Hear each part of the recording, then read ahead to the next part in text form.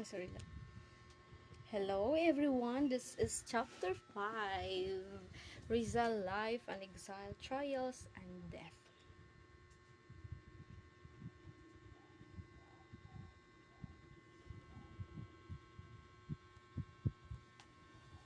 So, La Liga's constitution outlined 5 purposes. So, una niyang La Liga.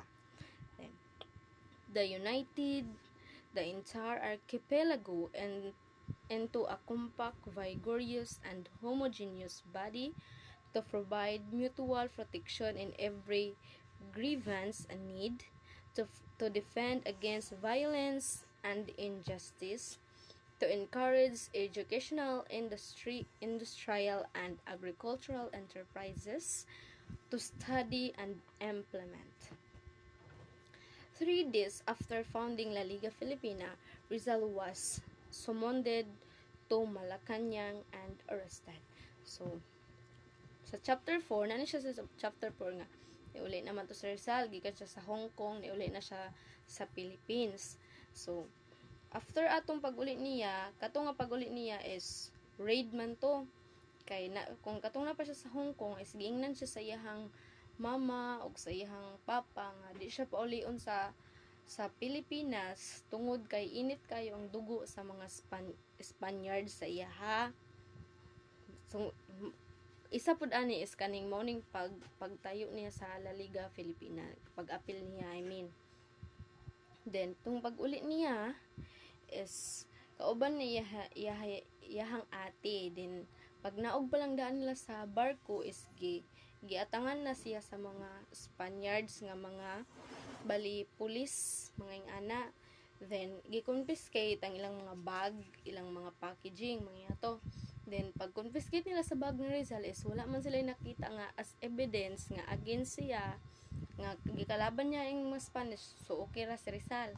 Then pag confiscate sa bag sa yung atis, nakakita man ang mga Spanish og newspaper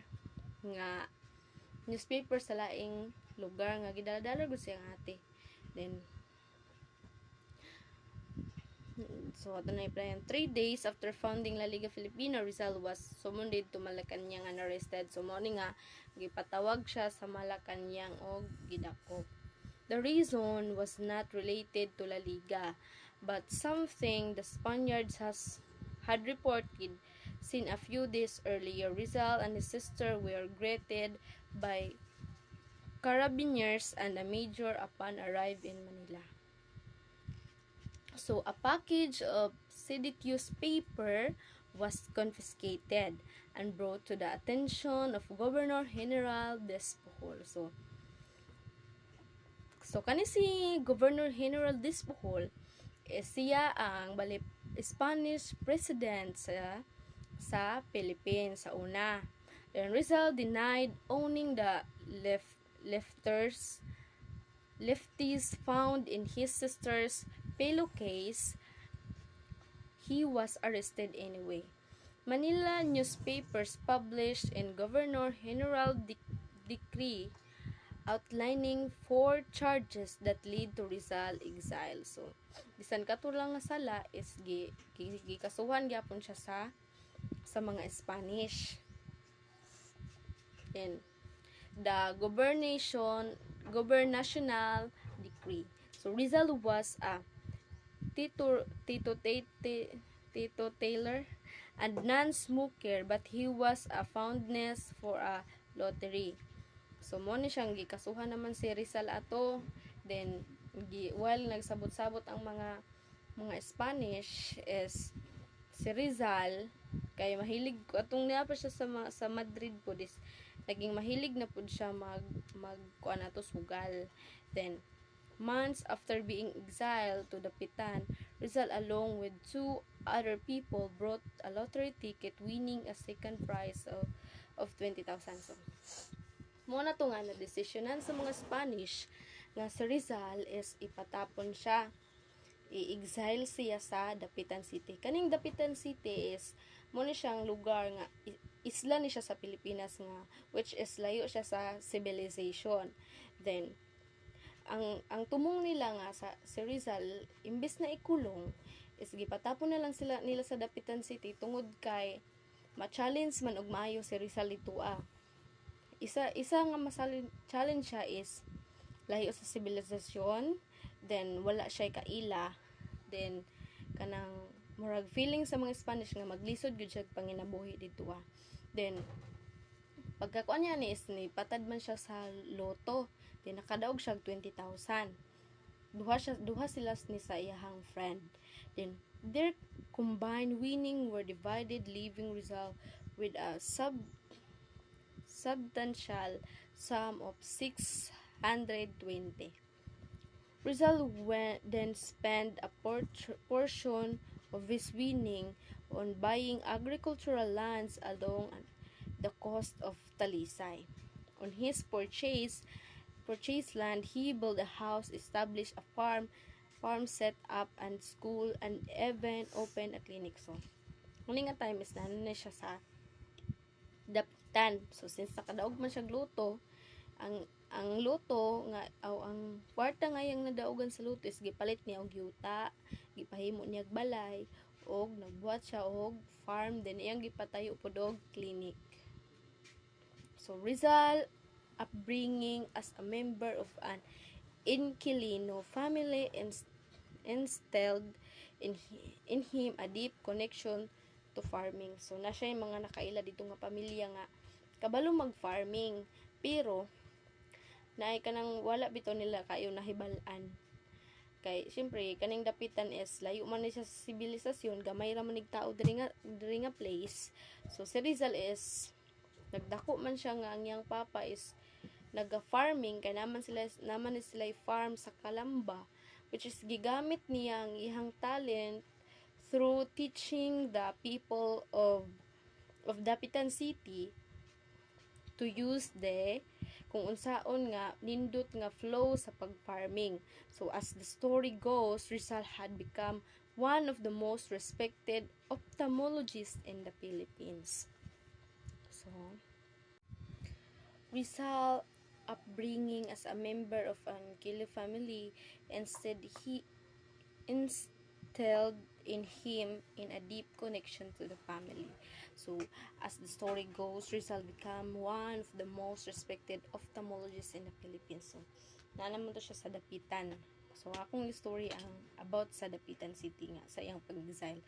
So since si Rizal is daghan man siyang nahibalan atong nga mga panahon itong napa siya sa abroad, is iyang gi-apply sa iyang panginabuhi diri sa Dapitan City, which is si Rizal is composed of 4 pillars. So si Rizal is a doctor, Rizal is a farmer, Rizal is a teacher, Rizal is a physician. So gigamit niya tanan nga iyang kahibalo. Moto nga si Rizal is mag-teach siya sa mga bata dito sa morning, then mag-farming pud siya, then magtambal pud siya.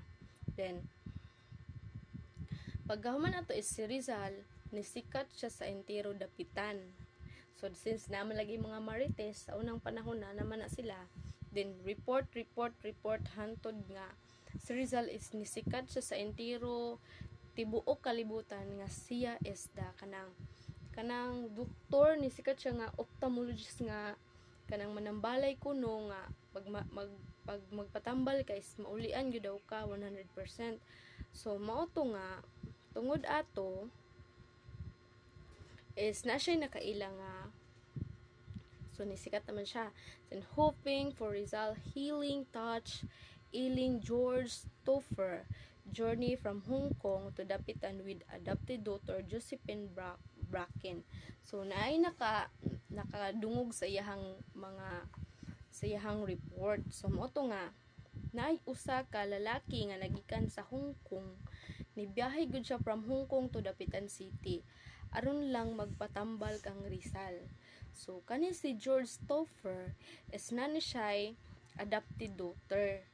So ang pangalan is si Josephine Bracken. So Josephine, an 18-year-old Irish woman, was likely captivated by Rizal's intellect, charm, and wit, and fell deeply in love with him.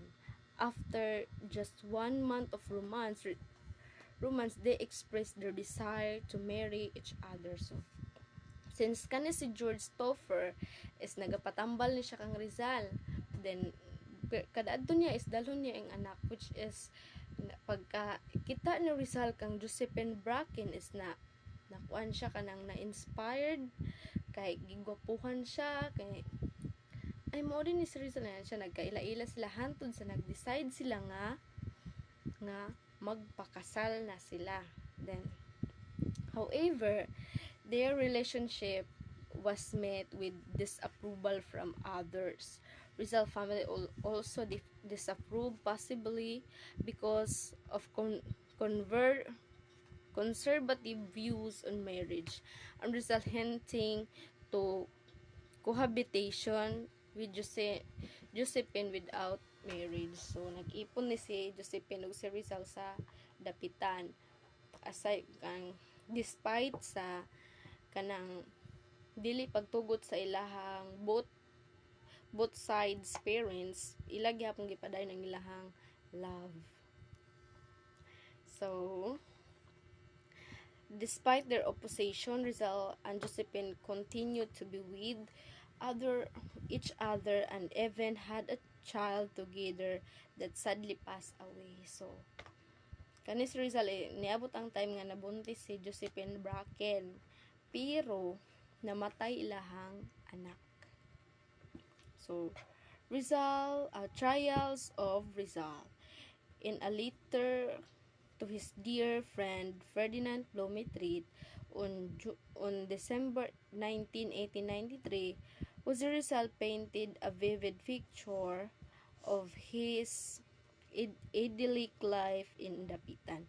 Rizal exile coincided with the burgeoning revolutionary movement. During their conversation, Valenzuela informed Rizal of the Katipuneros' plans and their plan to help him escape. So, kanipod nga time nga pagpatapon ni Rizal sa Dapitan is si Andres Bonifacio is nagsugod na pud sila og mo na to katong sa revolusyon. Nagsugod na pud sila glihok sa revolusyon. So according ni Blumentritt katong niya kani si Blumentritt is mamaning nasuod ni Rizal.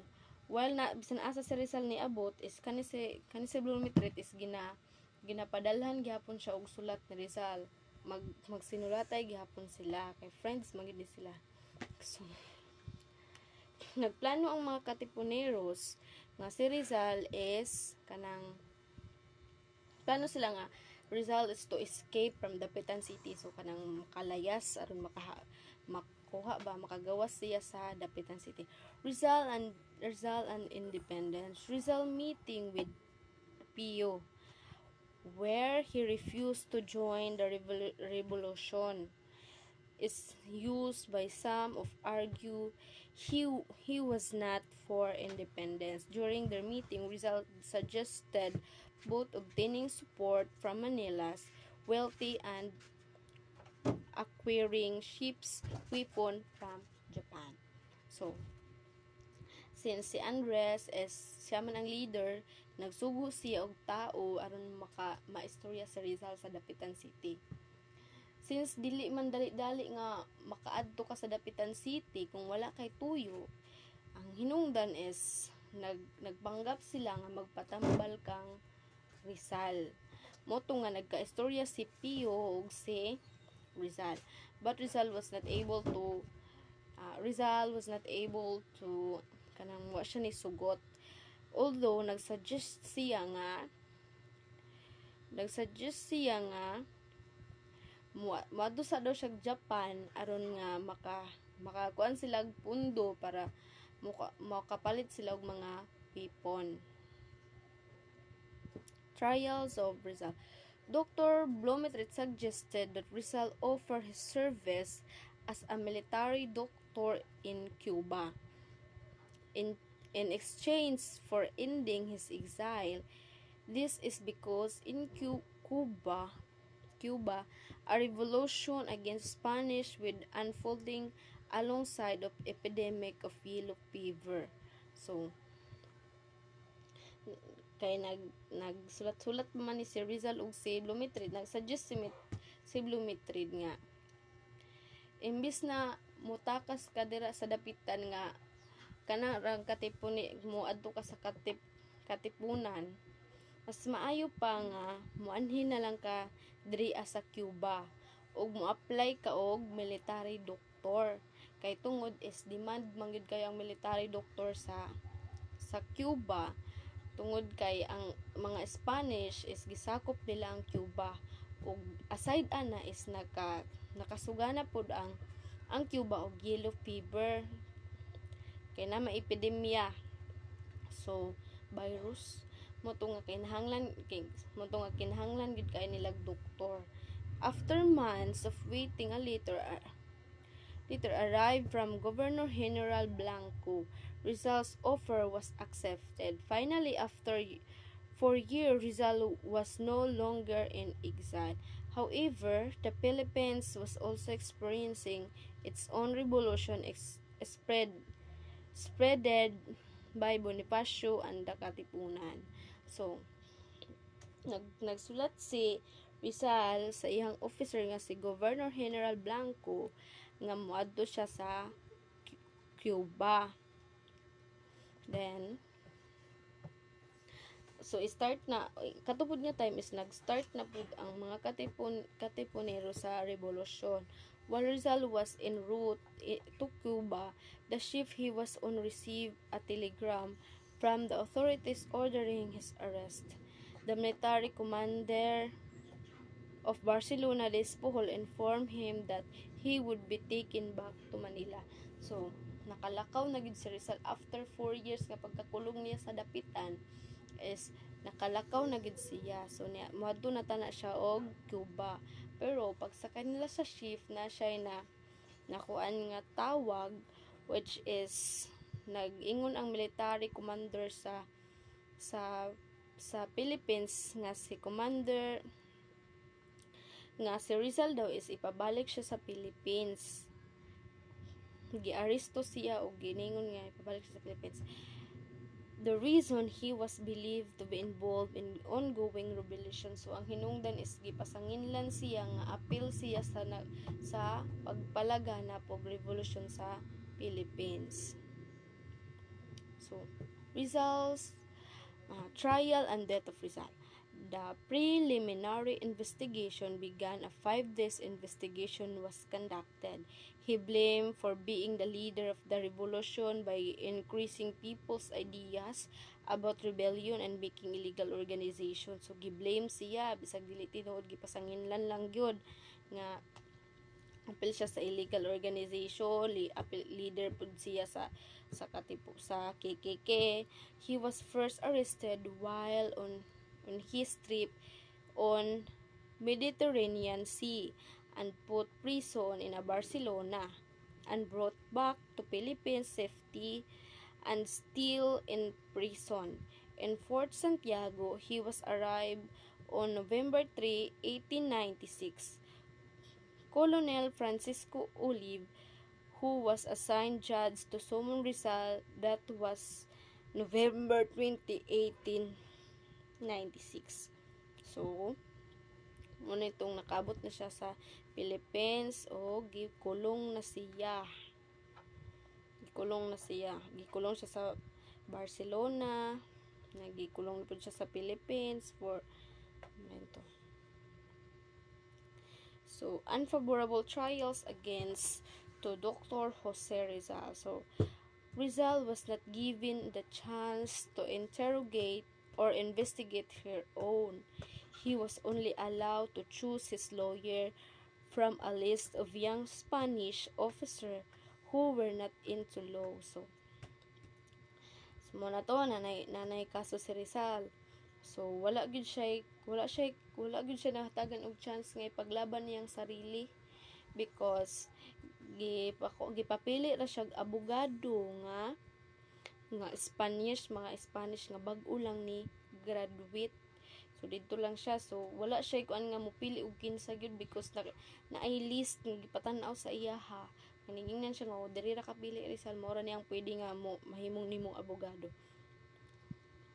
But in the end, he chose Lieutenant Luis Tavil de Andrade as his lawyer, who was once become bodyguard when he first came home. There were two kinds of evidence presented to Sir Rizal during the investigation: documentary and testimony.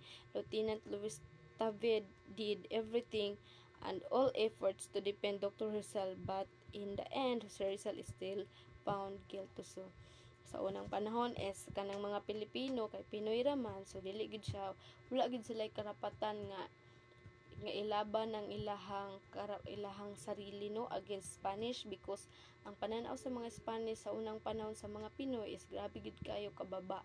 Kung Pilipino ka unya kalaban nimo Spanish, pildi na kadaan because Pilipino man ka. So gibuhat na nila ang tanan pero wala gid sila na himo para i-defend ang sarili ni Rizal. Rizal last farewell list.